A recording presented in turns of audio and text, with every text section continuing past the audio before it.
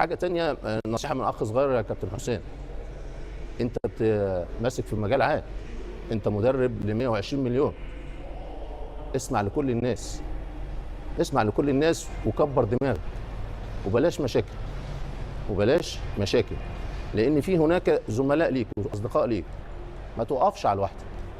الكوره فيها كل الاراء، كل الناس 6 مليار في العالم بيفهموا كوره. انت تقصد كابتن رضا عبد العال؟ انا رضا لعيب كبير على فكره، رضا الناس ما تعرفوش على المستوى الكره، رضا ده يرقصك في ربع متر، رضا ده يوصل المهاجمين. بس انت ورضا عندكم عامل مشترك انه تألفون مرات، عندكم حته التأليف شويه. لا عادي، الكره يا كابتن محمد مش عيب.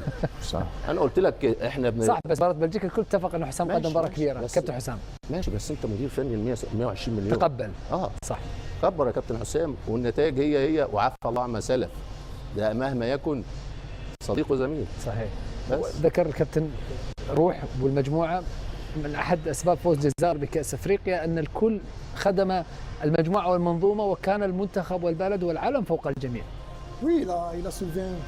طبعا محمد ابو تريكه اشار لموضوع مهم جدا بالنسبه لي، ليس أو مرد النجاح ليست الجودة الكروية فقط، هناك بعض الناخبين الوطنيين الذين يختارون اللاعبين بناء على الانسجام بينهم، ولكن كل ناخب وطني لديه رؤيته الخاصة. كل ناخب وطني يجب أن يقوم بحماية المجموعة. نحن في كأس أفريقيا في عام 2019 كانت هناك لحمة بيننا، وأعتقد أن هناك الكثير من الناخبين الذين نشيد بعملهم. جمال بالماضي مثلا قدم ما عليه في تلك الفترة، وعلى الناخب الوطني أن يحمي لاعبيه. لقطات كابتن حسام حسن محتفلا بعد قيادته منتخب بلاده لأول انتصار تاريخي لمصر في كأس العالم في 2026.